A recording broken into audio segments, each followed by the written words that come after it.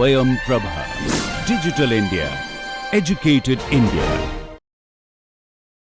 Hello and Namaste.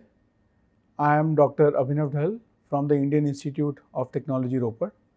Friends, this is the second lecture for Ethics in Affective Computing.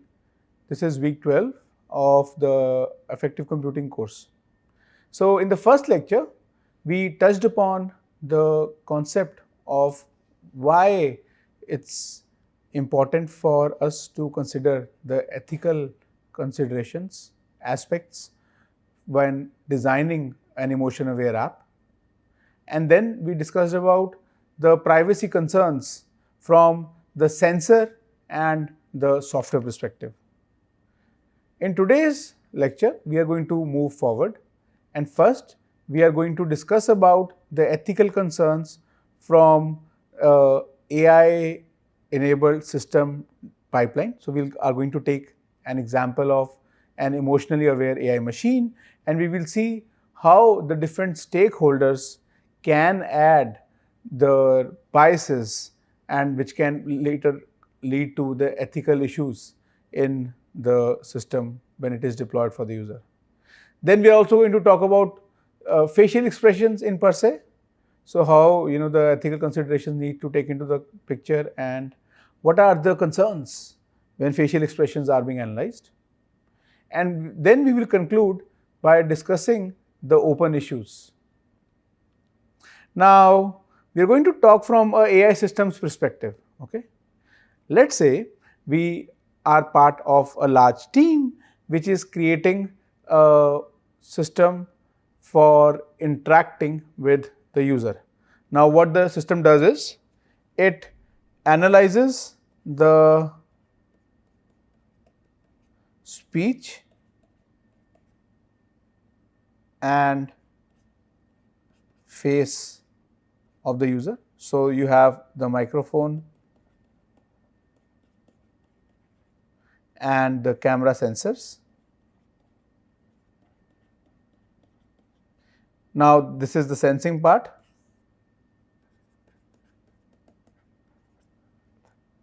The feedback part, after the affect has been sensed, is in the form of a virtual agent, which of course is showing facial expressions which are response to the sensed affect, and also is using a text to speech and varying there. Okay. So, let us say this is the system which we are going to create to understand the emotional state and then have a conversation with the user. So, after the requirements have been gathered by the team, let us look at, once the requirements are understood by the team, the creators, what could be the issues with respect to the privacy and the ethical concerns here.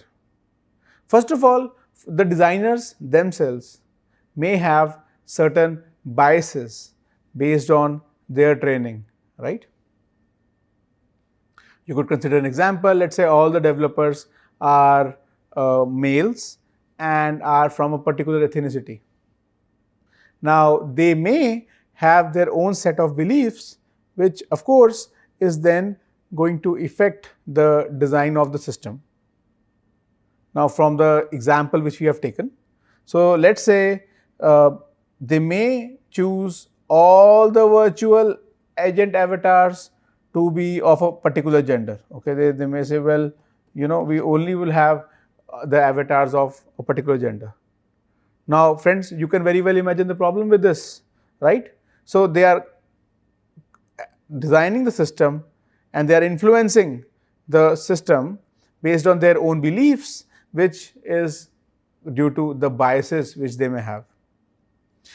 If there is a problem, maybe this hypothetical example team which we have taken, there is lack of diversity on that team, which means there could be lack of different perspectives which would go into the designing of this particular machine. There is lack of gender diversity as well, and maybe it's just one ethnicity or two ethnicities, not people from all spectrums are part of the team which is creating. So there is a limitation in the perspectives which are being taken into consideration when this affect sensing and reaction machine is being created. So there is a large possibility that there is a bias which comes from the creators themselves, because they have a certain notion of what could be the emotions and how a machine should react when the emotion of the user is sensed.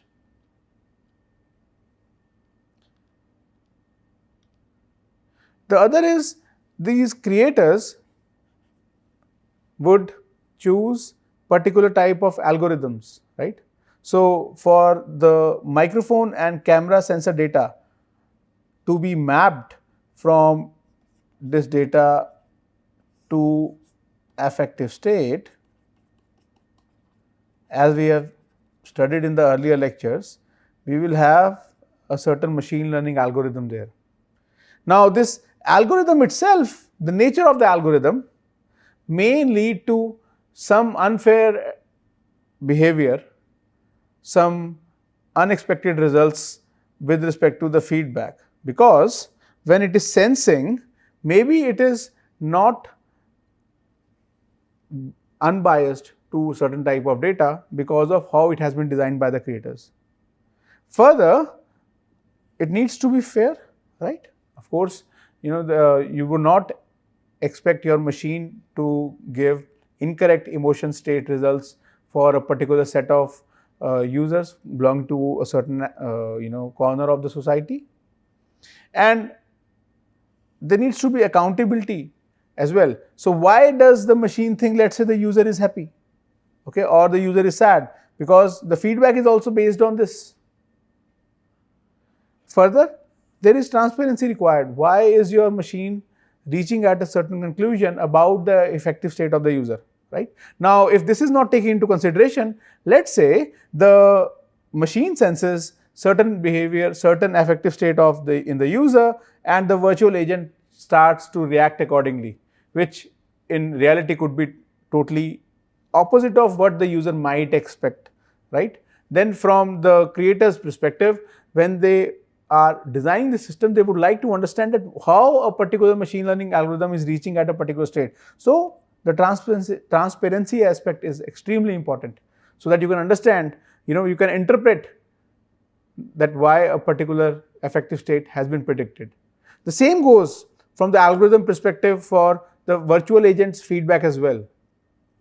Since you are expecting your virtual agent to show certain facial expressions, to vary the speech as well. So how is this mapping from the user's affective state to the synthesis of emotion is going to be done, and then the algorithm needs to be having these particular attributes of fairness, accountability, and transparency. Now, another aspect is, you have chosen your algorithm and you would now be collecting data, right? And friends, this is one particular stage at which large number of biases can be added to a system. For example, when you wanted to create the sensing part of the system, you wanted to train your machine learning algorithm, this data, let's say you were sourcing from the internet, okay? Then is this data which is being sourced from the internet, is that actually covering the spectrum of users who could be using the system? Does it have enough representation from different age, genders, and ethnicity? And another aspect is, now this is again from the ethics perspective, what is the source of the data? You are, let's say, taking it from the internet to train your machine learning algorithm, but have the permissions been seeked from the data creators, right? So that's another ethical concern which comes into the picture when you are designing this emotion aware AI system, that the data which you are using to train, who owns that data, and also what rights has the curator of the data given to you to use that data in a particular sense. And then based on the discussion which we had in the last lecture, let's say these are face images, speech patterns which we are downloading from the internet. These belong to certain individuals. So while training our machine learning algorithm, right, this algorithm, are we implicitly encoding the identity information about the subjects whose data is being used to train?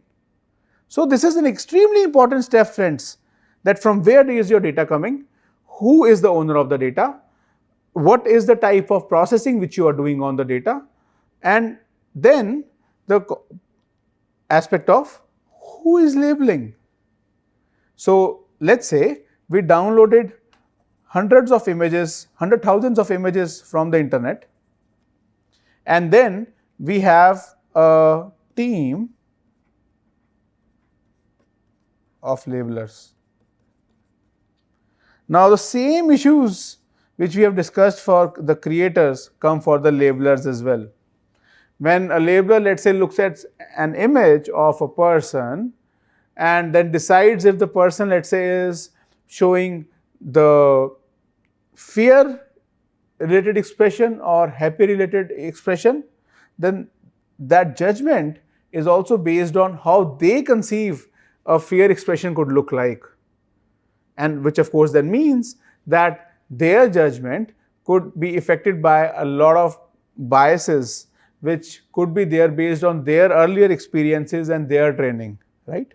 So once the data is sourced and before the labeling starts, it's extremely important to train the labelers, to tell them what is expected, how the system would be behaving, what is the type of data which we have collected, and what were, let's say, any meta information about the data which has been collected.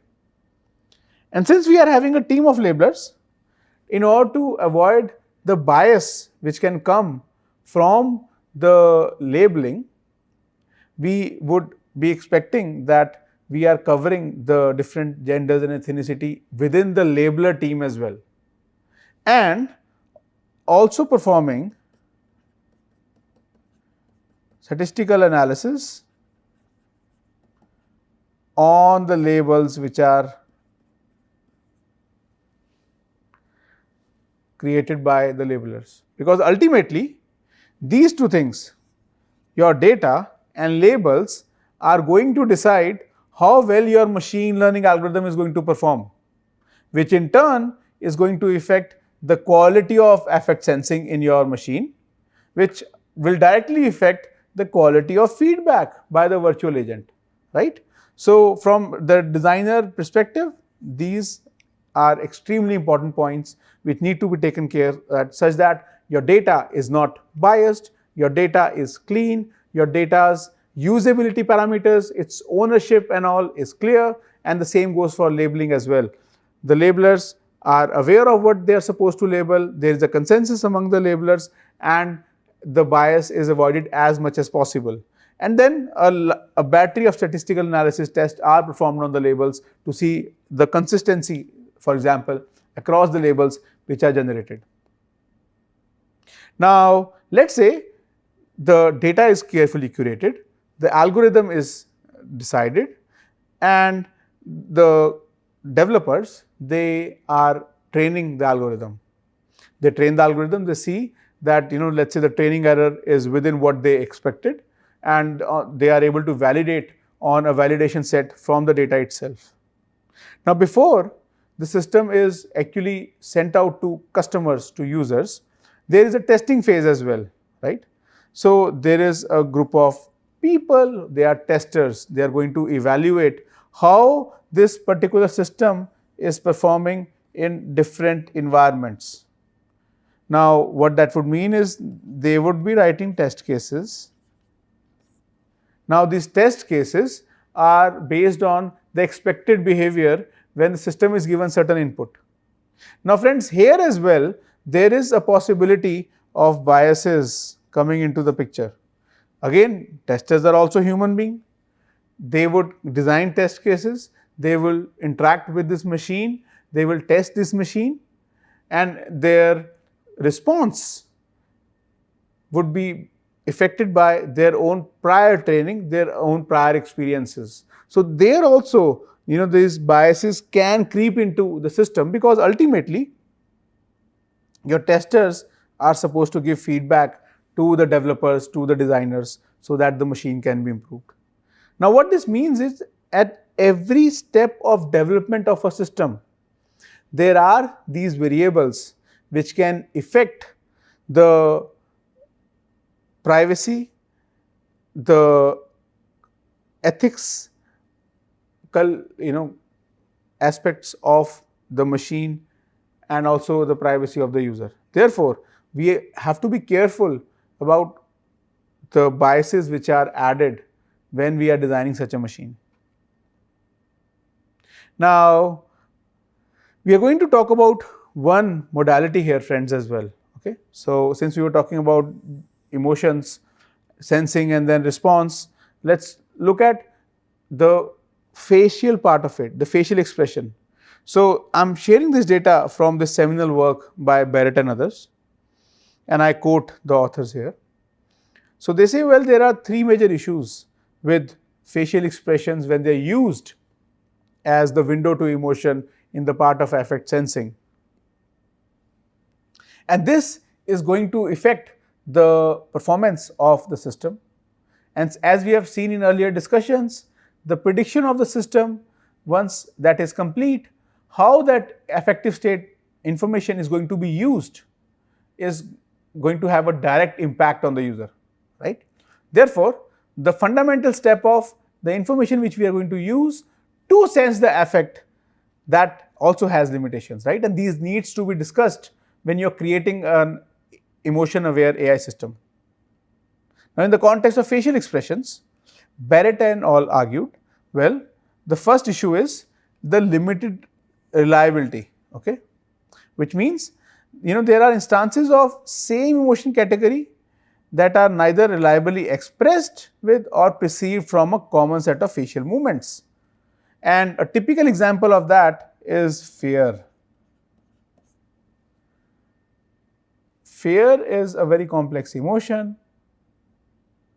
The way in which users would be expressing that particular emotion varies quite a lot across different ethnicities, different cultures. And what that means is, when you are using facial expressions, there is a possibility, if we are going to interpret an emotion like this and we are making a generic system based on an image or a set of frames which we are capturing, there is a high possibility that for a certain section of the users from a certain ethnicity, the results might be actually incorrect, right? So, when you are deciding a particular type of label which you are going to use to reflect the emotional state, you have to be careful of the aspect that that particular emotion category has to be reliable in itself with respect to the users, the background of the users who are going to use this particular application which you are creating to sense the affect.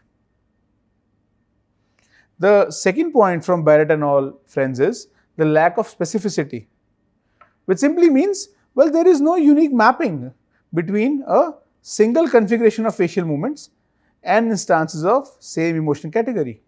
A very simple way to understand this is,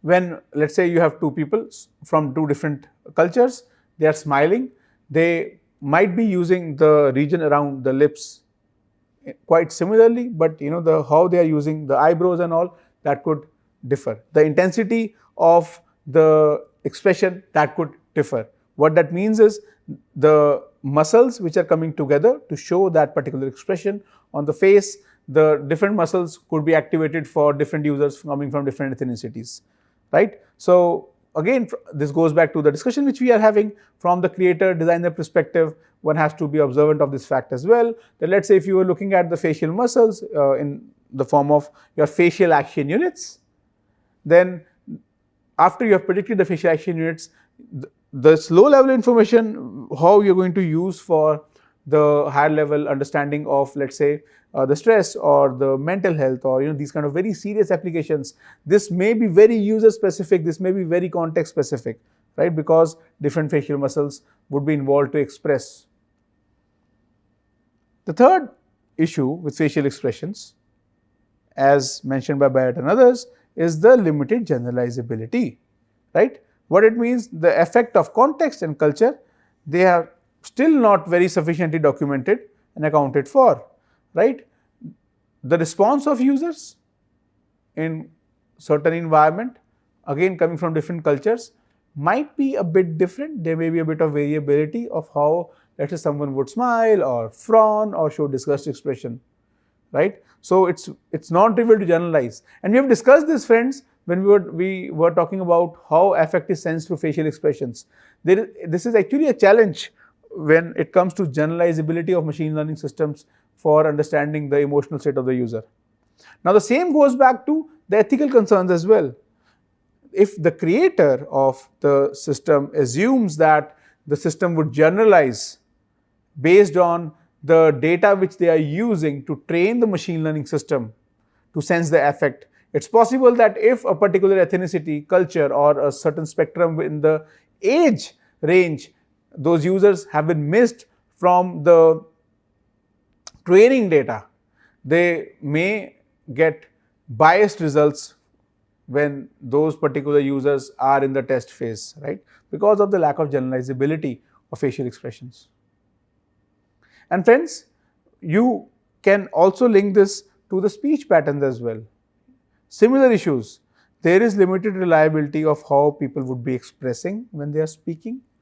Same lack of specificity with respect to, let's say, the behavior in terms of the words which people will be using to express the same emotion.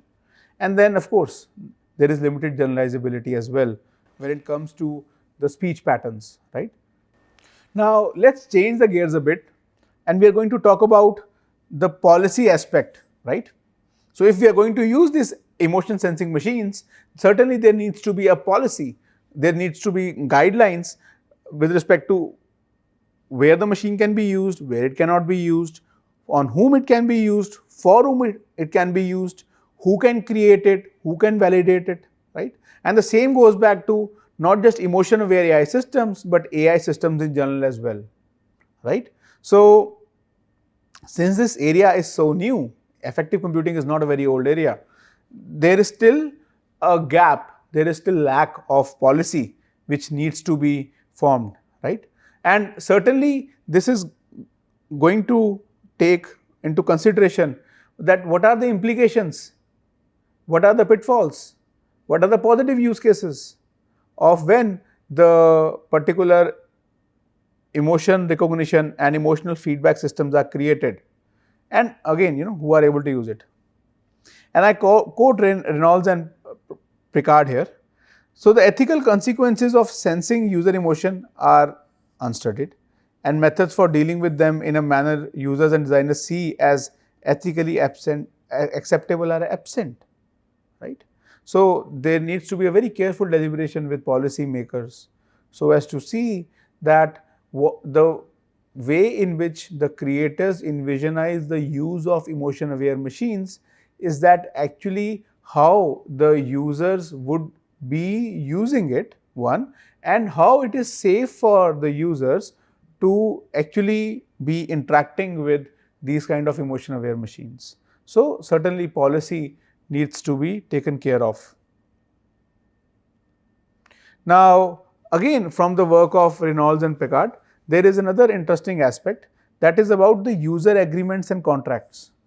What that simply means is, let's say that you have a affect sensing app which is either implicitly getting the inputs from the user based on sensor data, or explicitly it is making clear to the user that high stress was detected, this is what could be done, a feedback mechanism is there as well. What they found is that the users trust are more comfortable with the app when there are explicit agreements and contracts made, right? So, the user, when they are aware of what the app is capable of doing, how the data is going to be used, where it is going to be stored, So then they are more comfortable in letting the user sense their affect, simply because a contract has been done between the app and the user is very much aware about what the app is doing and will be doing with the data based on the sensed affect. And what it means from the designer perspective again, friends, is that we need clear documentation, we need clear contracts, so that the user is clear about the capability of the app, what is going to be recorded, how is it going to be recorded, what is going to be analyzed, who has access to that data, right? And that way, this is a mechanism to build the trust between the app and the user.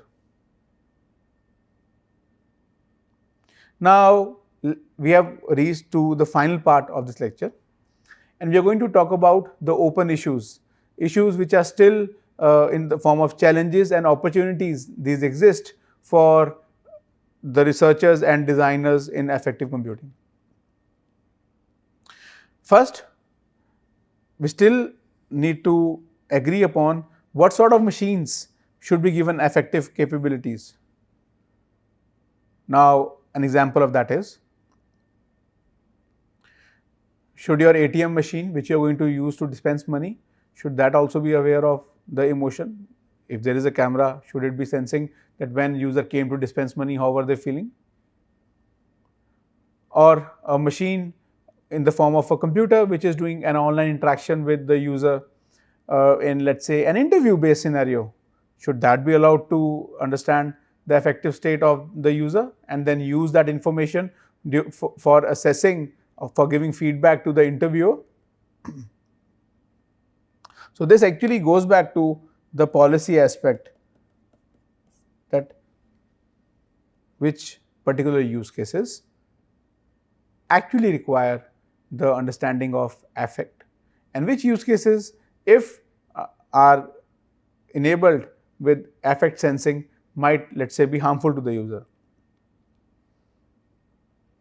Then the other is, let's say we agree upon a particular type of machine, a particular use case to have the affect sensing capability, then we need to know the consequences of giving machine this capability as well, right? I've given you an example of emotional codependency, and let's say a user getting too dependent on the machine to get their feedback about their emotional state.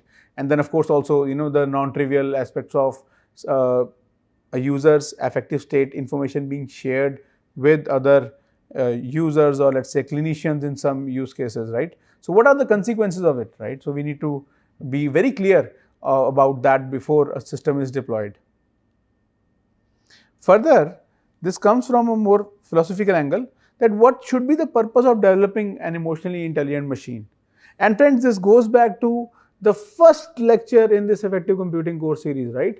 When we quoted Professor Marvin Minsky, right? He said, well, the question is not if intelligent machines can have emotions, but if machines can be intelligent enough without emotions, right? So the purpose essentially here is that we would like to enable these machines with affect sensing capability in different ways, in limited capacity, or in a full blown capacity, so that the ultimate aim is to serve the user, have more engagement and more productivity for the user. Further, there needs to be a discussion on what are the moral constraints which need to be considered while developing a machine, right?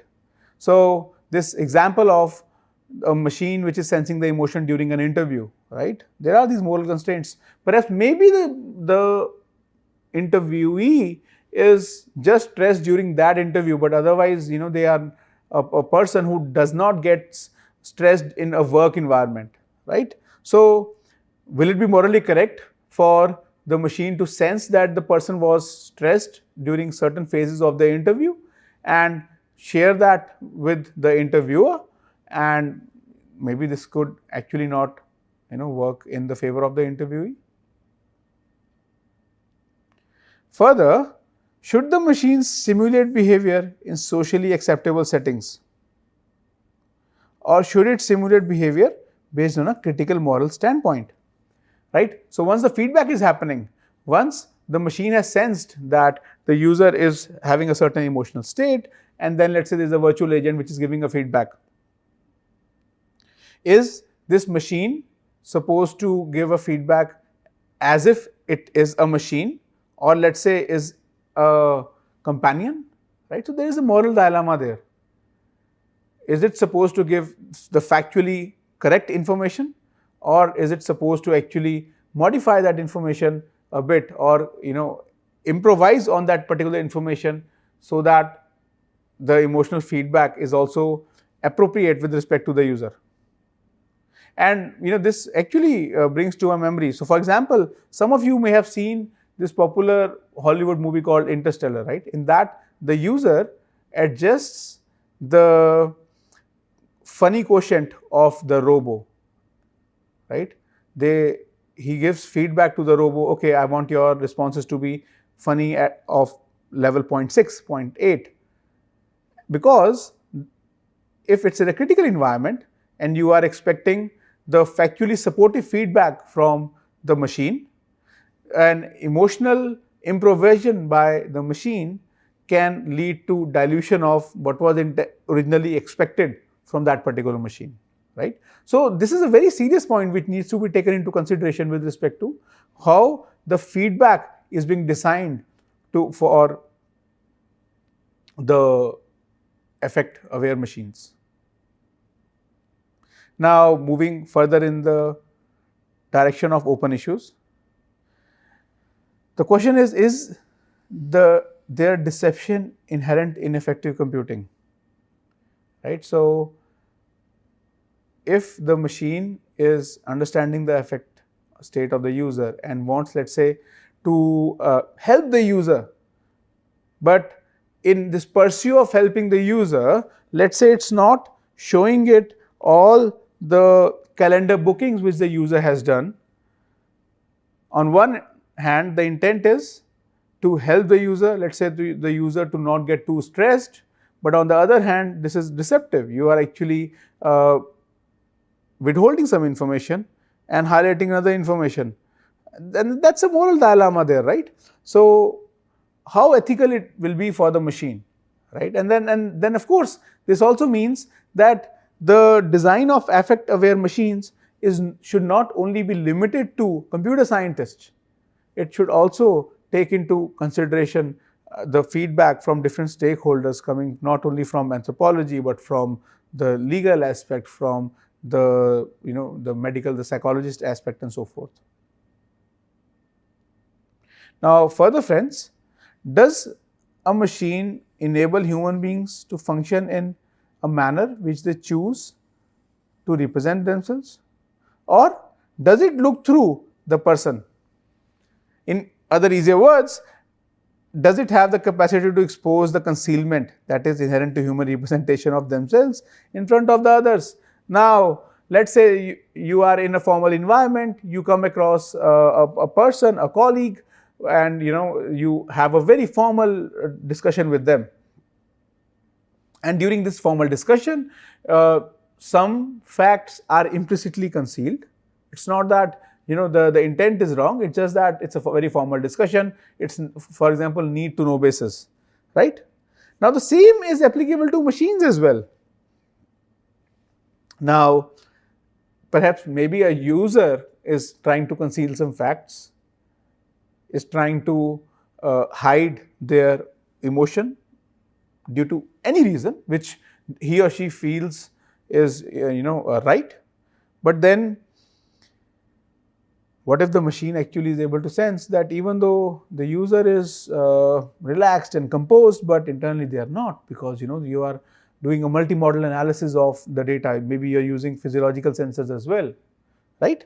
So is that right or wrong?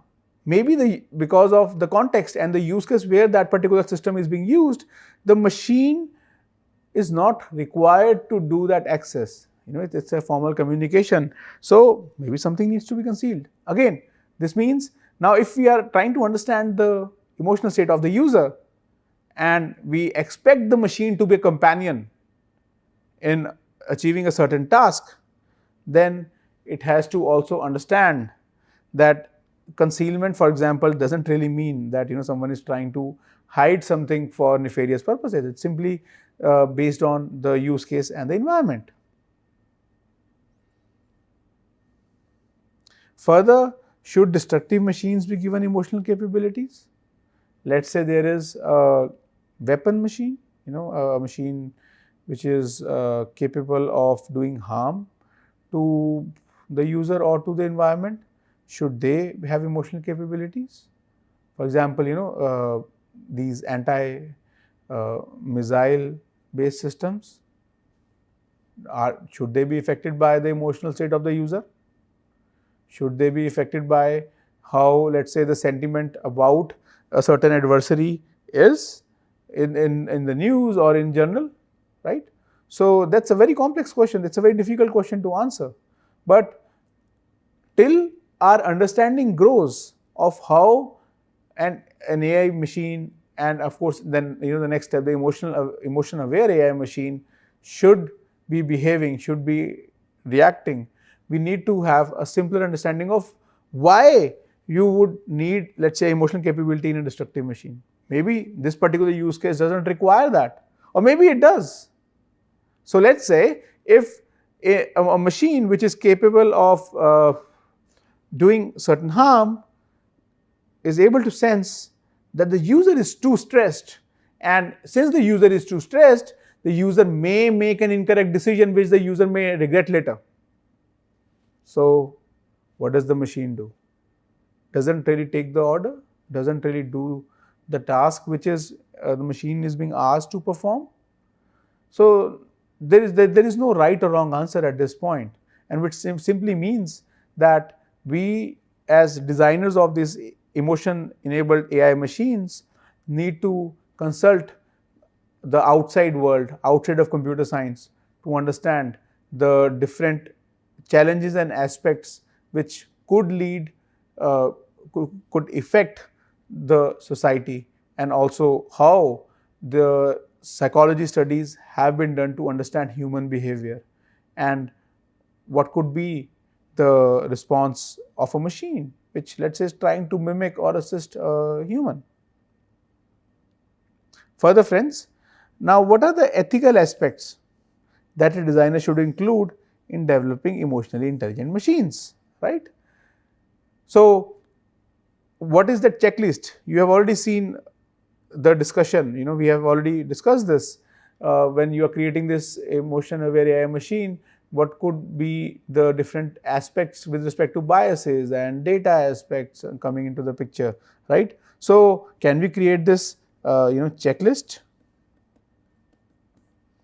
which the designer could follow and then be observant of the ethical aspects which need to be taken into consideration? So the sooner there is a guideline, I think the better it is, because we are seeing a phenomenal progress in AI enabled machines, and certainly with these AI enabled systems, machines, apps being made more deployable, being more accessible to the users, it is important that we understand the human nature of the user as well, the emotional quotient of the user as well. Now, let's take an example, friends. These open issues with respect to targeting advertising. Now, let's say you are able to understand the emotional state of the user. Should these advertisements which are shown to the user on a social media platform, should they be based on the emotional state of the user? A trivial example is the user is, let's say, feeling sad. Should the user be shown example advertisements of chocolates?